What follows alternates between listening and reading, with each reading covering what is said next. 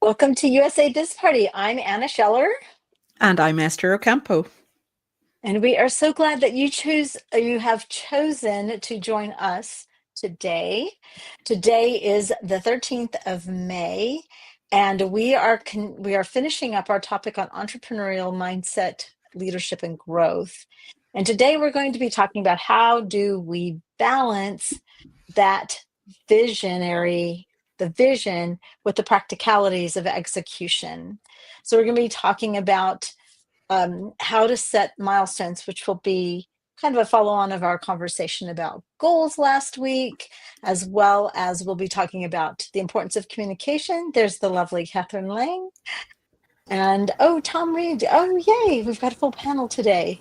And then last but not least, we're going to talk about prioritizing resources, because sometimes we have this big goal, but we don't necessarily use our resources effectively to achieve our long-term goals. So we want to welcome Catherine and Tom, and we want to welcome all of you who are watching or are on the replay. Thank you for joining us. We've been enjoying some real good viewership, so we're glad that you're with us today. And if you are enjoying this, please share it with your friends, and don't forget to subscribe and like to our channel, and click the little bell so you're notified the next time we get this content up and going. So this is going to be a fun topic, I think, today. And setting clear, balancing long-term vision with practical execution. I think a lot of entrepreneurs, they get started because they have this wonderful idea. They're going to change the world in whatever little way they can, or they're going to make lots of money, or they're going to get away from their day job, or whatever. And then when they get into the daily grind, if you will, then it becomes a bit, we can almost get lost in the weeds. We see the vision. How do we get there? So today, I think it's going to be an awesome opportunity as we're closing out this whole section on entrepreneurial leadership. Anyone else care to share their perspective before we dive into our points? Yeah. Don't all speak at once, everyone. Yes, thank you. I think that silence just means we'll continue on and go to our first point, which is setting clear and achievable milestones. So it's a real lead on from last week with our goals and stuff, where we were setting our goals and our whiteboard of world domination and all the different things that all the different ways our big, hairy, audacious goals or smart goals that didn't get spelt correctly anyway. But all these different things, at the end of the day, we're just aiming for our milestones. So how do we break down our long-term visionary goals into smaller, bite-sized chunks or achievable milestones? How do you do it with your team, Anna? How do you do it with your books, Tom? How do you do it with your whiteboard of world domination, Catherine? There's so much that we can talk about in this one topic alone, just breaking it down. How do you do it? Who wants to start? I'll go last. Tom, I talk too much. Oh, I thought Anna was going. Well, those of you here in the studio have heard me describe this before. My process starts with the vision. The vision is your perfect world. If you are a Miss America contestant and you're asked what do you want to achieve as your reign as Miss America, and invariably it's world peace and solve hunger and all that. And that's great. I mean, that's wonderful, and it's good to have that sort of a view. But you do need some motivating force behind you that is your vision. Now, you can't always create world peace next week, but there are a lot of things you can do towards that objective. And so what you do is you slice off a piece of that as your mission. Your mission is what are you currently focused on to achieve towards your vision. And maybe you want to, and I've heard the numbers that with a mere cost of $10 billion, everybody on Earth could have clean drinking water. And, in a civilized world that we live in, first world countries, we don't think about that. But it's a big issue for a lot of people around the world. And so maybe that's what you choose as your mission, to understand clean drinking water and bring that there. From the vision and then the mission, then you set your goals. And your goals are, here are particular milestones, to use the word you use, Esther, to have in order to get where we want to go. And in order to fulfill goals, you then have things you need to do, tasks. And that's how I structure my life these days. Yeah, I've got a grand vision. I don't talk about it a lot, but I do. I have a mission. Talk a little bit more about that. And part of that is improving the world one leader at a time. It's one of the slides we use in our presentations. Helping people become the best possible version of themselves to be better leaders. So the mission is well defined for me. And then I have a variety of goals that meet with varying levels of success. Some I achieve, some I don't. Some I come close, some I get close to them and go, wait a minute, this isn't even where we intended to end up. And we adjust, we make mid-course corrections. And so with a system like this that I've created, it allows me to keep my visionary leadership approach to things, but then discipline myself, which is tough. Ask anyone who's ever known me, including all three of you, that I'm not well disciplined. I'm a Myers-Briggs P, a perceiver. I think grand things. I can think a problem to death. Never solve it, but I can think it to death. And so this has been part of my entire process of getting to a point where I maintain the visionary leadership approach to things, but I force myself to perform tasks that I have prioritized in a specific order day by day. And I don't do the second one till the first one's done. I don't do the third one till the second one's done. And for some of you, you're going, well, yeah, that's obvious. Not for some of us. Some of us don't think that way. We don't act that way. We don't behave that way. And so we need that external discipline. And I think last week I even talked more about creating the systems, forcing yourself into systems, habits, rituals, your morning rituals, whatever it is you have. We set up systems to achieve the things we want to achieve. And if we're not achieving them, I encourage people to think of your vision, think of your mission, think about your goals and your tasks and the systems you need to make you perform those tasks, to perform your goals, achieve your goals, meet your mission, and ultimately see your vision come to fruition. So a lot of words there to just kind of frame my approach to today's topic.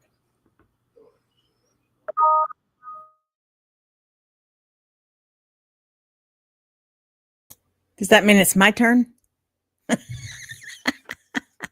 I am, I don't know if you noticed, Tom was pointing at me when he was talking about somebody being all over the place, because that is how I live. During National Novel Writing Month, I used to go into chats and I would do Twitter chats. Back when we were doing Twitter chats, I'd be doing 3 Twitter chats while trying to hit my word count on my fiction story. And I would keep up with all 3 chats while I was writing a fiction story. There's something about all that activity and all of that energy that helps my creative nature. But to Tom's point, the focus is necessary in order to fulfill the goal. And I can't do that with everything in my life, or I end up in the room going, I don't even know why I walked in this room. Can somebody help me out? And I think a lot of us suffered from that in 2020 because every day was the same. and we lost track of time and we lost track of days. And I'm still trying to recover from that. I will stand around in the house and I'll go, today is Tuesday. Today is Tuesday. Today. So I'll remember to come in here. And my husband will be over on the other side of the room going, no, it's Wednesday. I have to be at work at 10. So I don't get any help from the family. But knowing how you work best and leaning into that is vital. And having a system that you can review. I do this because my whiteboard of world domination is right here. And it has all of these big dream goals that I want to achieve. But in my focus flexibility planner, I have the day-to-day, my one that I have to accomplish before I can move on to the next one. Yes, I fully agree with losing track of time in 2020 and subsequent years. We have all suffered from amnesia, I think, over that year. And what you described there about being in 3 chats and also meeting your word count, that's just amazing. I mean, I get distracted when there's a different type of music going on in the background. So trying to have my brain in so many places at one time, just we're all built differently, you know. So I like, though, that you have your major plans in one place and then a breakdown of those into smaller chunks, because there's times that we look at our goals and go, well, that's never going to be achievable. Or we look at the goal and go, that's a really nice goal, but I didn't put a date on that one. I didn't say when I was going to have that one finished.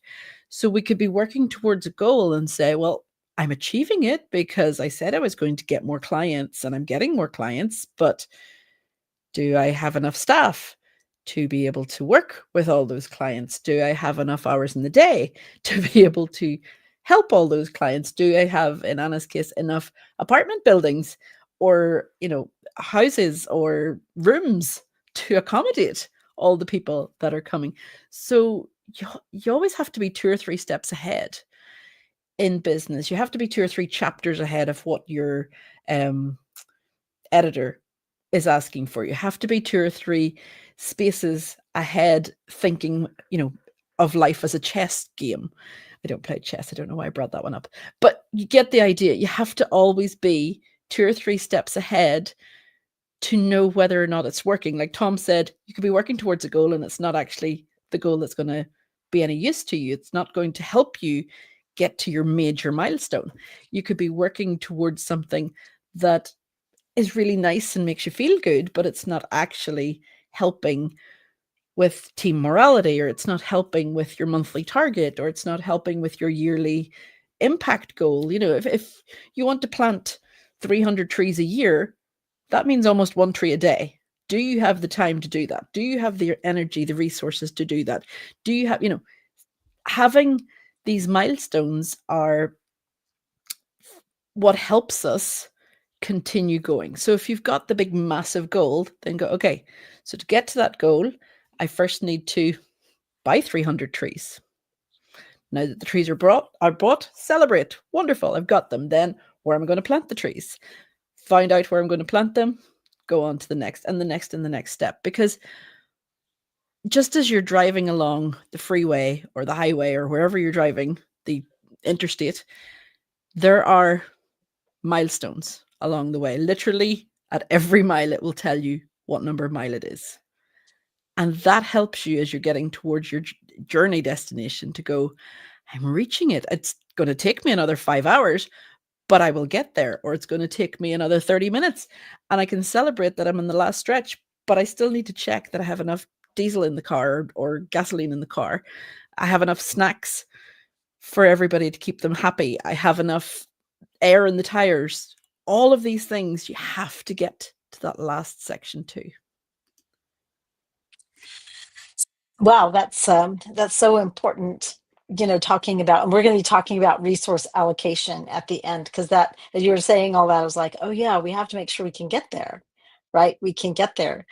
So in all of our discussion here, there are a couple of things that come to mind. One is something you said, Esther, and that is that when you achieve one, you feel like, oh my gosh, I'm ready, I can start another. So these milestones are critical to help maintain momentum and focus. When you get that place of achievement, you go, ah, yes. And then you can actually take just a small breather if you want, but you're motivated to keep moving, you and your team. And you need to celebrate those milestones. Even if they're very small ones, you need to celebrate those milestones. I think another thing that's important, and for my business, it's super important, is I have people I'm accountable to for the movement along of these milestones. There are people I meet every other week with an advisor on my advisory board, and his job is to check in with me to make sure that I'm making progress on my milestones, that I'm moving forward with the things I said I want to accomplish. That's real important for me, and especially I think anyone who tends to get a bit scattered in the day-to-day, because the day-to-day can be monotonous. Routines for some of us can be distasteful, even though Tom mentioned that systems are important. So sometimes we can't go with how we feel. We have to go with the systems that we've set up, and keep our eye on the prize, even if it's just that little prize. And so I think all of those pieces together help to move you and your team, whether it's just yourself, if it's me, myself, and I, or if it's you and an outsourced team, or if it's you and a team that you're paying their wages, their salaries for. So all good topics, all good things to talk about. And here's the other thing: make the time to set up those milestones. How many of us think, I'll get to that tomorrow? Let's see, it's May. June's coming up. We're almost halfway through the year. Hate to say it, but we're almost halfway through the year. So if you haven't made that time, make the time, go away. Even if it's just sitting in your backyard, to think about how you want to dominate the world, how you want to create an impact in your world, and then start to build how that's going to look, because your team needs it as well as you, whether that's me, myself, and I, or a group of people that are helping you achieve goals. Our next talking point about this, speaking of a team, is that we need to encourage open communication and collaboration. And even if you are a me, myself, and I team, you still need people to surround you, to support you, who can help you. Let me give you an example of something that happened this week, and I thought I was doing great. I thought I was doing a pretty good job. So we received some news that our client was changing. They had changed one of the things they were going to do.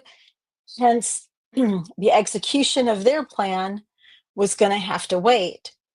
So one team member I shared that with, which meant that we would continue business as normal. One team member completely understood me. It was great. We had a great conversation. The other team member I had to leave a voicemail for. We met the next morning, and the team member said, so how are we going to deal with this problem? And I go, what problem are you talking about? And she's like, well, that change, what she saw was totally different than what I thought I communicated. So I went to actually an advisor outside of my team, and I said, what did I do wrong? How did one person say, oh my gosh, Anna, yeah, this is great? And the other person go, oh my gosh, I think the sky is falling. The sky is falling. So it's open and clear communication with collaboration are important. And, I'm going to tout Mr. Reed's book again. He talks about communication in this book and the importance of communication. And if you're an entrepreneur, you're a leader. And as a leader, you have to make sure that the message you are giving your team is the message you want to give, and that you're receiving feedback. So I did get feedback from this advisor. She helped me to see how I could reword it. And we had another little change happen yesterday. So she gave me some input on how I could approach it particularly with my Chicken Little person, and get the message across and get her buy-in, collaboration, get her buy-in to execute the new path that we had to take. And so it's so if in your vision, in your pursuit of greatness, whatever that is, and you have people you're working with, or you have advisors helping you, or mentors, be sure to have open communication and ask for feedback and collaborate, because somebody probably sees the perspective, probably sees execution from a different perspective, and consequently, they're going to give you a fresh insight that's going to help you maybe re-navigate, maybe get to where you want to go a little faster, a little better. So I'm just excited to hear what you guys have to say about encouraging open communication and collaboration, and the benefits to getting you from to balancing your vision with the practicality of day-to-day execution. Big words. There we go. Catherine looks like she's not ready to say. There she is. She's ready. I'll always say something. I was just thinking about the other day, my husband and I were going somewhere, and he took a turn that took us to a different location, because the communication that we had, I was saying one thing and he was hearing something else. And when we're working with a team, we have to be sure that the communication we're having is being heard and said the same way from both ends. Asking questions. What does that mean to you? Where do you see this taking us? Where did you think we were going? All of these questions will help us align what we're doing. And Tom, being a guy, understands that men and women often, okay, I'm not going to do that because I hate when people do that. Every personality communicates differently, and we have to understand how each of us communicates in order to be able to be sure that the communication is being heard. I know if my husband is not looking at me, he probably does not hear anything that's coming out of my mouth. So when it comes to dealing with a team, we need to understand each other's communication processes and make sure that we are communicating the same thing for all the people involved in the organization. That reminds me of the very popular little quote that it was a meeting that should have been an email. There's lots of people like to jump on a call, and the call ends up taking 3 times longer than it would have taken for the email. But you have to understand that that's their preferred form of communication. So when they say, let's jump on a call to verify, they might have already sent the email. They might have already written down everything and specified all the different points and all the different things that need done. But they like to confirm by phone conversation or Zoom, whatever. It could be just audio on WhatsApp, Messenger, whatever. They need to confirm that you have understood what was written in the written form. So as Anna was saying, she spoke directly to one and wrote it to another, and it was completely interpreted 2 different ways. The same thing happens just by sending out an email blast. You might not hit the same tone with everybody or what they need to hear. So confirming, I don't recommend taking 35, 40 minutes, an hour of people's time to confirm that they understood what was on the email, or rereading the email while on the call. But just 5 minutes. Do you have any questions? I am personally very anti voice notes because you can't search them.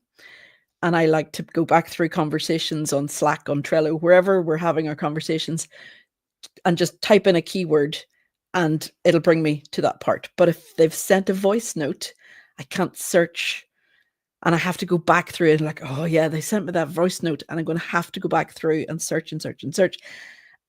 Whereas if it was written and spoken, that would take away both things, and sometimes just pressing a little button for 30 seconds can get the message out there quickly. I get that, I understand, but people receive the information in their preferred way as well.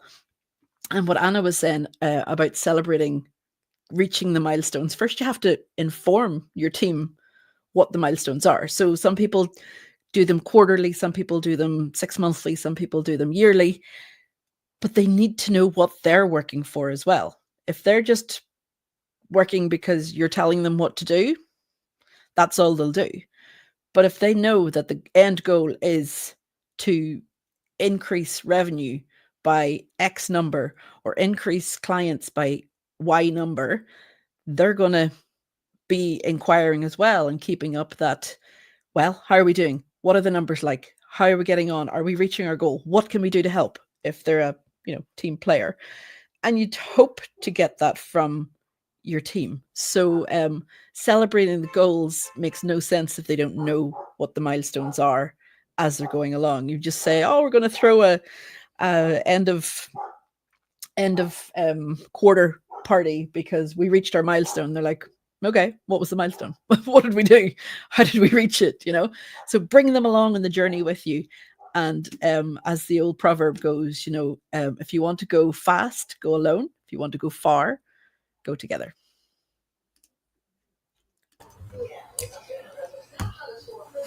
All excellent points. When Catherine was speaking, she reminded me of a reference that I use frequently. Now, this is not the exact reference, but if you haven't heard of Deborah Tannen, this is one of her books. And other ones include You Just Don't Understand and That's Not What I Meant. And the subtitle even down here says how women and men's conversational styles affect who gets heard, who gets credit, and what gets done at work. And I'm really a fan of hers because she's really studied this, and she writes very well, has a number of books out. My favorite title that she's ever used talks about women speaking to their daughters, the relationship between mothers and daughters. And the title of that book is You're Wearing That. And so this is the kind of approach she takes to it. Now, the first one I read was You Just Don't Understand. And I remember at the end of the book, I put the book down and my very first thought was, I wonder how we managed to procreate as a species based on what she just presented in the book. Because Catherine's absolutely right. We speak different languages. Now, certainly not all men speak the same, not all women speak the same, variations across all of that. But as a generic sort of statement, we don't communicate well frequently because we aren't considering our audience. Now, ironically, tomorrow's writing class is specifically on that point. And I'm in the midst of a 6-week class on writing, specifically writing better contracts and file documentation for contracts, but communicating to an audience who may be men or women, may be college educated or not. There could be any variations to all of that. And you always have to consider what you're saying and how it's being received. And you also have to remember that most people do not understand active listening. And they hear the words, it's just kind of in one ear, out the other, but nothing sinks in, nothing gets to the point of the problem. There was a really great episode of, what was the one with the Bundys? It was an early Fox show. Married with Children. Married with Children, yes. I remember the theme song was Love and Marriage, which they gave permission to the show to use that song because they were certain it was going to be a flop. They got to use it through the whole run. But you remember Kelly Bundy, and she was supposed to be studying for a test or something like that. And they had this graphic of her sitting on the sofa with E = MC squared going in one side and lather, rinse, repeat going out the other side.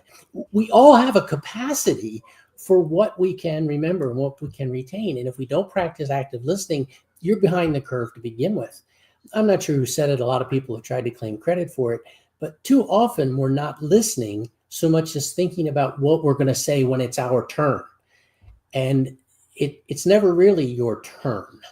You need to contribute to the conversation in the entire flow of things. So if you want to understand those aspects of conversation, I strongly recommend Deborah Tannen's books on the topic.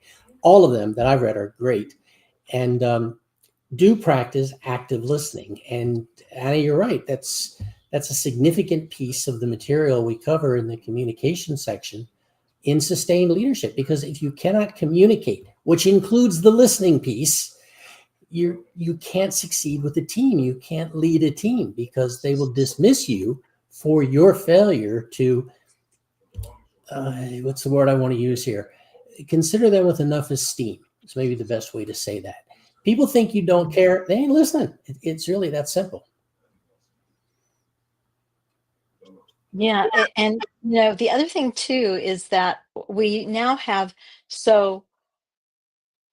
communicating is important. There are a lot of tools out there. I actually, in the YouTube, I put the link for Deborah Tannen's books. So if you are curious about what she's written, or whatever your interest is, go take a look at that.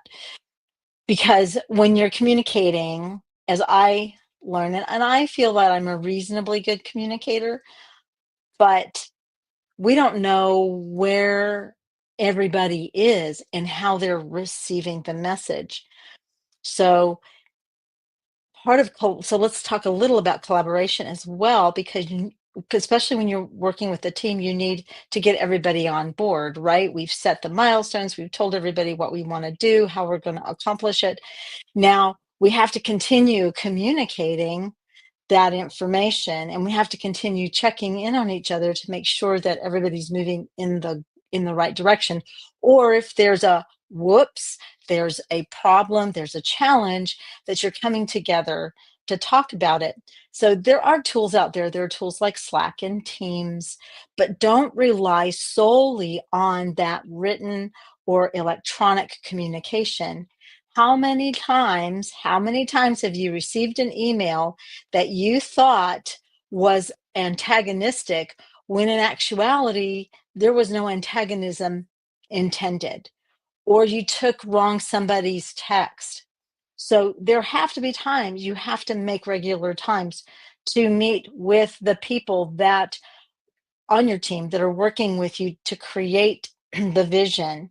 And so, make those times. And I'm going to, again, talking from the Sustained Leadership WBS work breakdown structure.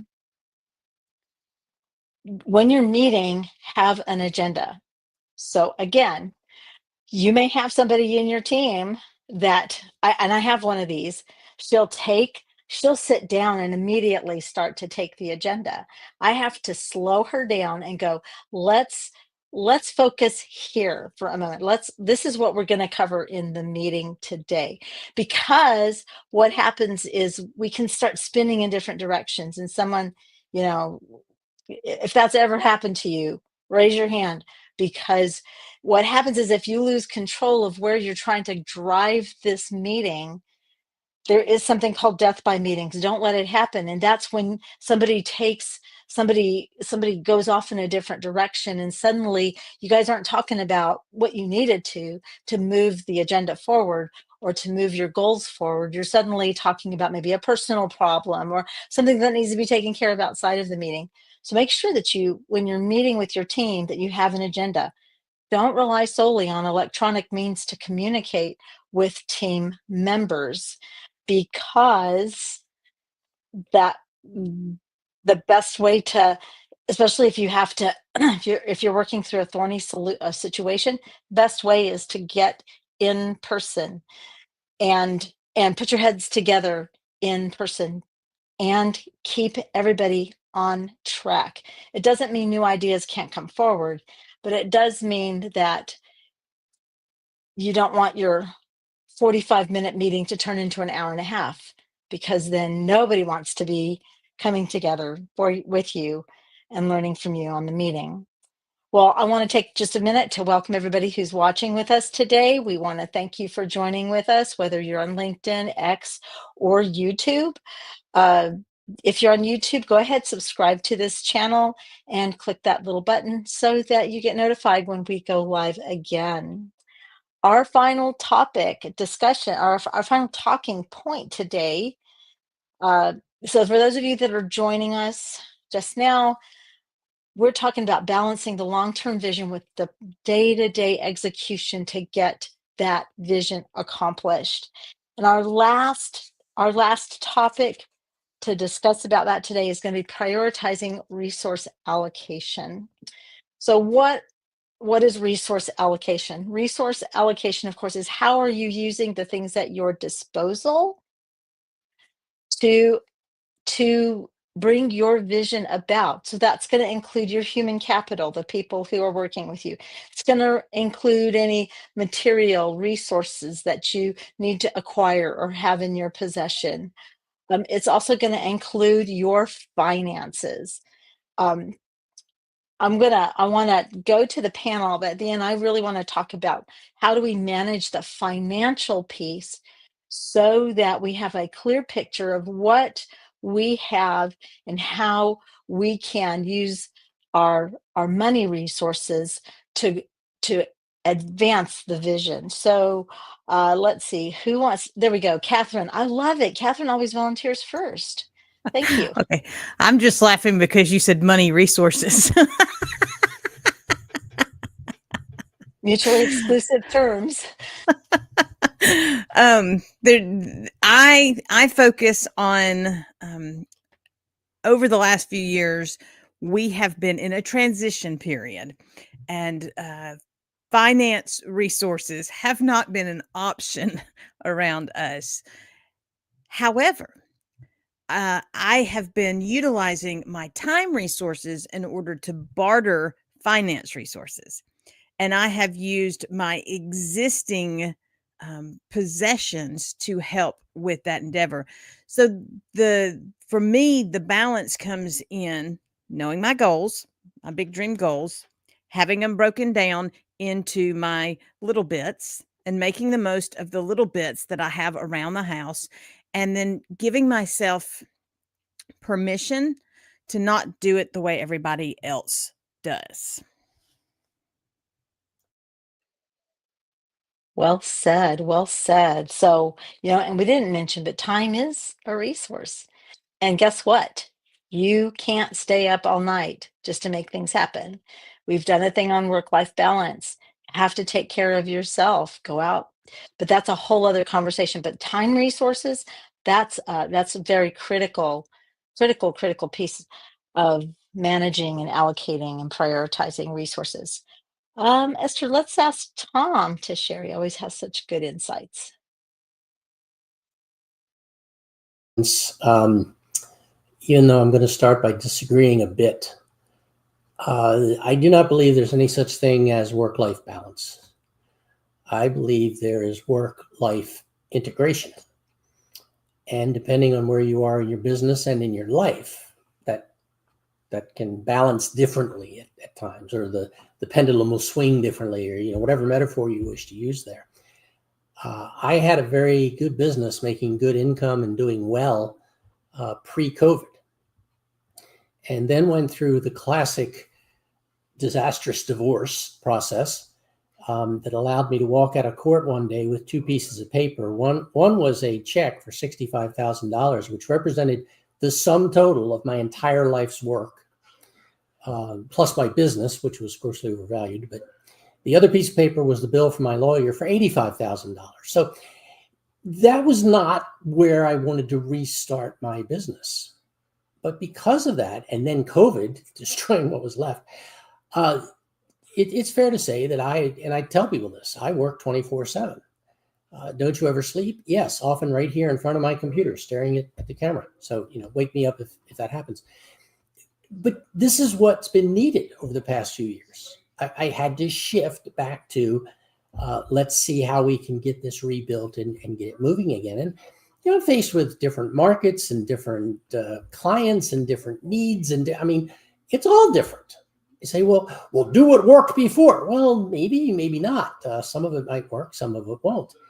And so this is why I view it more as an integration, because you got to love what you do. And if you love what you do, what's the old saying? If you love what you do, you never work a day in your life, or some such silly saying.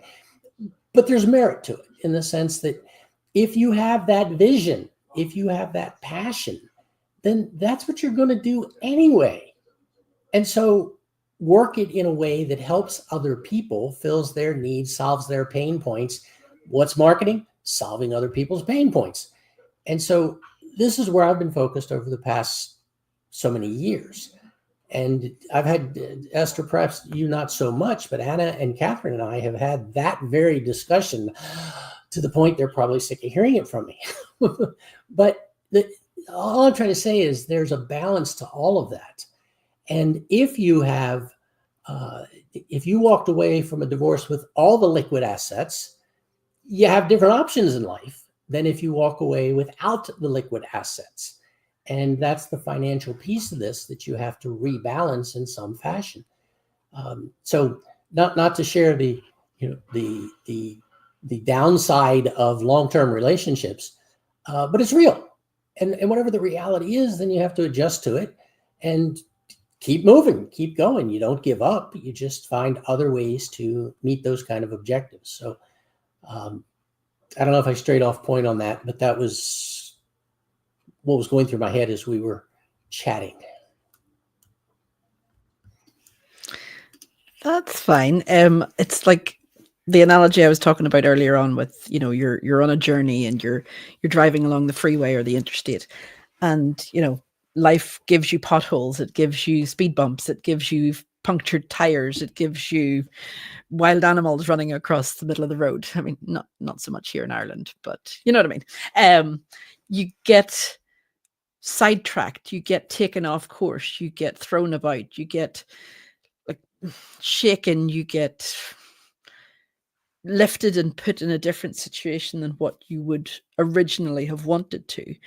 But that quote that you said there, Tom, do what you love, and well, my husband has it as a plaque behind his computer. Do what you love and love what you do, because it's not so much about never working a day in your life. It's your calling at the end of the day. It's your, how some people are called to be nurses, and I could never do it, but it's that giving of yourself and your time and your resources to help other people. So in your case, it's, the leadership, training other leaders and training people to be leaders. So you need to be a good leader to be able to do that. In Anna's case, it's the, providing the hospitality and, in the Italian manner that she does it. And everybody has their strengths. Now, what Catherine said rang a bell with me there too, though, that she was trading her time or bartering her time for, things that would usually have cost money. That's all well and good, but let's not think that people should always do that. So it's when people reach out, it just, rang an alarm bell in my head where people reach out and go, it'll look great on your CV. Will it though? No, it won't, because nobody will know that I designed that or that we made the website or that, it's not one of those things that you just go openly and go, oh yeah, Esther runs my social media for me. It's usually that what we do is more in the background, and, we're the help and support to make you be seen and visible online. So that is definitely not what Catherine was talking about. She's not talking about giving your time for free to help someone else. She's talking about receiving something in exchange for it. So don't be thinking that it's, it's all well and good to go, oh, look great, you design our logo for us and, you'll get all the credit. That's not how it works. Who designed Nike swoosh?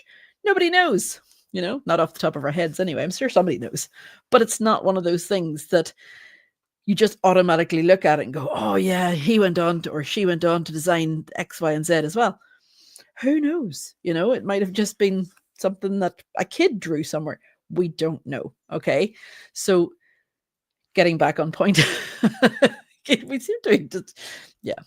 But that's how business goes. That's how life goes. That's how, when you're working and you're growing your business, and Anna and Catherine and I as mothers, and happy Mother's Day for Sunday, by the way, I forgot about it because it's not the same day over here in the UK. When we also have our children to raise and our kids to feed and look after, and now grandkids and everything else thrown into the mix, life gives you all these different hurdles and things that just get thrown in the middle of the road and go, okay, well, figure it out. And that's where you need to have your milestones and your goals and your, your vision focused on, I want to get to point B. And if by getting to point B, I can then get to point C and D and E and F, then that's the way we're going to go. Nobody just flies through the internet or flies through the alphabet without realizing that there's one letter after the other. Anna, you're muted.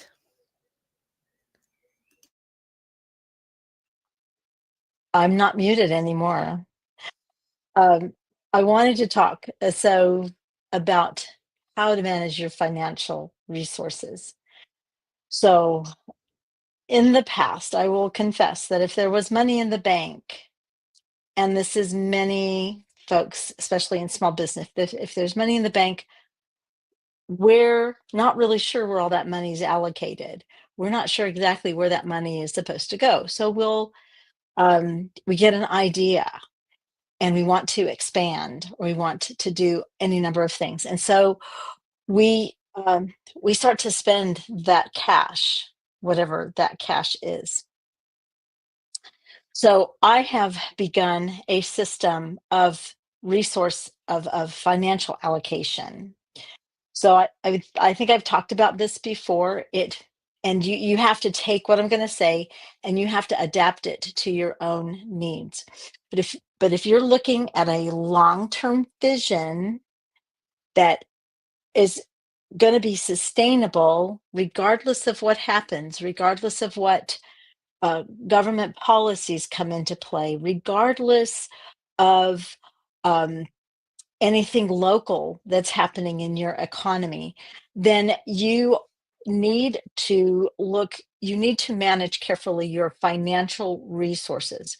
Now, for my company, the way we manage it is we make sure that so much money goes into payroll every month.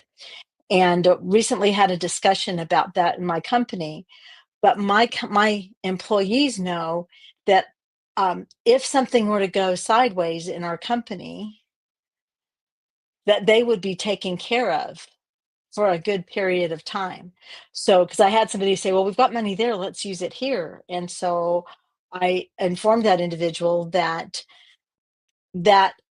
moving around monies like that, which entrepreneurs tend to do, what ends up happening is the monies don't get replaced because we keep waiting for the big payday. We keep waiting for that big payday to come so I can repay myself. So you're going to have discipline as you're allocating your resources. And then also, monitor where that money's going to go. So again, if you get, for example, you get credit cards, you take credit card payments. Some credit card or some merchant processors, they take that 3 to 4% out immediately. So you never see it. You just get whatever's left over, right? A lot of merchant processors, what they do is they let you get all the money. You got $1,000 coming in, good for you. You get all of that $1,000. The thing is you still have to pay the piper the following month. So make sure that your separate account or your account where the money is going out of, I actually have an account that just has the revenue going in. It's easier for me to monitor money's coming in. And then I have another account where the money goes out. And that helps me to get visuals for how things are working in my company.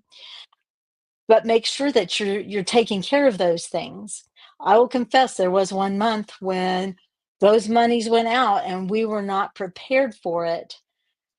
Oh, and it was a sizable chunk of change. And I did have a moment where my heart was in my mouth because I thought we should have known, we should have planned for this. So don't get caught like that. Make sure that you know where your current resources need to be sent. And you're also saving up for the expansions. Maybe you've got a customer that says, oh my gosh, I really wish you would do this. Anna.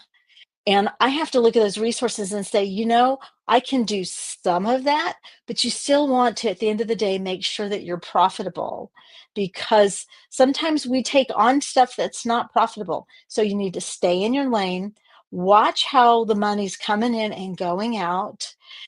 And then that way you have the resources that you need to continue in that long-term vision that you have. If you're curious as to what that could look like, please let me know. I'm happy to sit down with you and come up with a plan that could help you manage those resources. I will tell you, I'm not a financial advisor. I'm not a financial planner. I can just share with you what works for me, and I'll even do it for free. But yes, Tom is laughing. I'm not sure why. Maybe he knows me too well. But all of these things are important. It's really important that we are setting those milestones, to give a brief recap, and that we're communicating that with our team and getting collaboration as to how we're moving forward, whether if it's just our families, or if it's a team of outsourced individuals, or it's a team that you hire and you pay W-2 wages to. And then last but not least, prioritize how you're using those resources so that you have sustainability in your company. And let's say something does go crazy, you have the peace of mind to know you can handle it. Let's just go around the room and talk about that. It's been really a very enlightening time for these last 3 weeks. I already know what our next topic is, so I'll wait till the end to share that. Not even Esther knows. So let's go Tom, then Catherine, then Esther.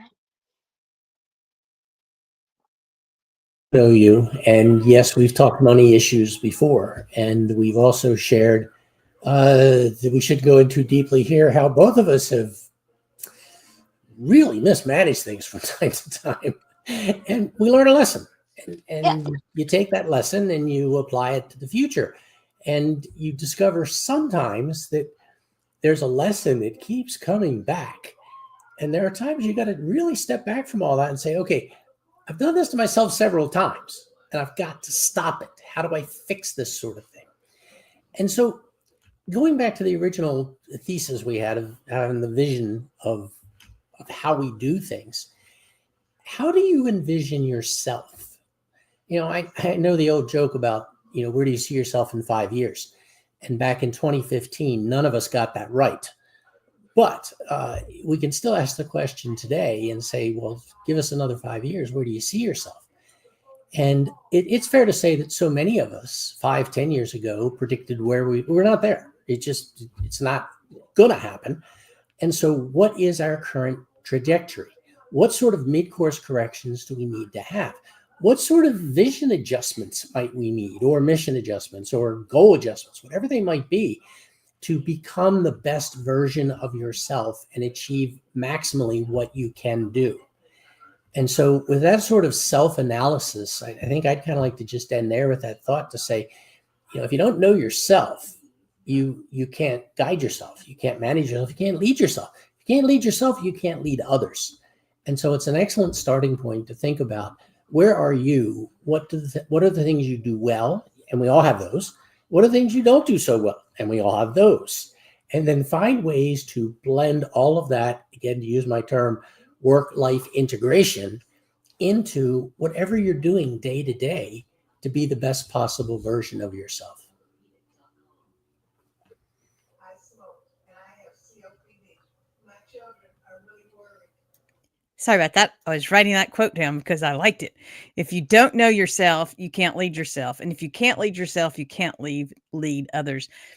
To me, that's the essential element that is so important for every business. And so many businesses don't do it. They don't take time to define who they are, define where they want to go. And it is all about that mission and vision and that business plan. And that business plan includes the budgeting and allocating those resources. And those resources aren't just finances. They're your gifts, talents, abilities, time, And yes, Esther, we do not need to give away what we're doing. I literally meant barter. I mean, I'm going to barter this for that.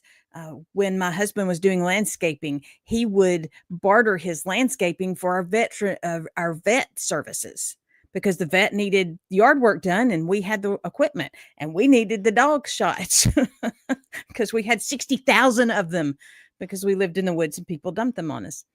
But you have to take the time to define you so that you can determine where you're going to go. If you don't define you and you don't determine where you're going, then you will never know if you get there. And as far as the milestones, how often are you reviewing your journey? Every single night I look at, where did I win? It doesn't have to be the one thing that I put down on there, but I did something today. What did I do? How did I win? How did I move forward? And just recently, someone challenged me to put, what was my money earning activity for today? How did I earn money today? What was that process? Because that goes to what you're saying earlier, Anna, is that we have to be in it for to earn the money. Don't make money. That's illegal. You'll go to jail for that. But do earn money and have a plan for that. Yes, absolutely. We don't want you going to jail for making your own money, but it is important to earn money and to, unfortunately, money makes the world go round. And without money, then, there's no food on the table unless you can barter your services with a local farmer. Don't know what you would offer them. They seem to be very resourceful. But anyway, it brings me back to the car analysis, and you're driving and you're taking a journey. You don't just get in the car and see where it takes you unless you have all the time in the world and lots of money for your gasoline. You go with a plan. You take your resources with you. You stock up. You have your snacks and your water and your emergency blanket in case, something happens. We're very fortunate here where I live in that, it's not massive. It's not Texas. I mean, my country fits into Texas 8 times. 8. So, by the time I get to the next town over, that's only 10 minutes. It's not like 2.5 hours to the next big city. That would take you to the other side of the country. So we don't have the same sort of big emergencies that happen. We don't have the natural disasters. We don't have the dangerous poisonous animals. I mean, yes, it's wonderful where we live. It rains all the time. But we don't have to plan our road trips quite as extensively as you would in America. But they still need to be planned. We don't just get in the car and go, well, I'm going this road, even though it says road closed. I am going that way and I don't care. Nobody's stopping me. Yes, they will. They will stop you because there's roadworks going on and you have to turn around and come back and go another road. All of that takes time, energy, effort, thinking power, team planning. It all takes a lot of just resources, mentally, physically, economically, time resources. All of them need to be put into your road trip, and your business is the same. You need to put in the effort in your business. You need to know where you're going, how you're getting there, what will happen. I don't mean for you to sit down and go, right, well, if I, do this wrong, what will I do? You don't have to have a contingency plan for everything that could possibly go wrong, because you'd spend all your time figuring that out. But you do need to know how to get from one milestone to the next milestone. When you set up your first milestones, probably setting up your website, done, great. Now what? Next milestone, getting a client in, done, great. Now what? Servicing that client. What do they need to do? What do you need to do for them? Etc., etc. So it builds and builds and builds. Having those plans and processes in place with your KPIs and your SOPs and all the other documents are a great help, but you need to be clear, as Catherine and Tom said, on who you are, what you do, and how you're going to do it.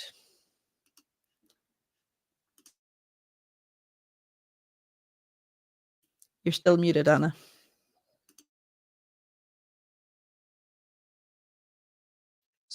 See, I'm always having a learning opportunity. I think that was a very fitting way to end this discussion. This is the end of 3 weeks of talking about the entrepreneurial mindset and leadership. We talked first about having an adaptive mindset, and especially with the way you can blame governments, you can blame world leaders, but the truth of the matter is we live in an information age where information is at our fingertips and things change rapidly, not necessarily because they do as fast as we can get the information about them. So it's important to have an adaptive approach to your goals and your entrepreneurial journey. It's important that you have a growth mindset, one that can move with the times and doesn't have the idea of, well, this is the way we've always done it.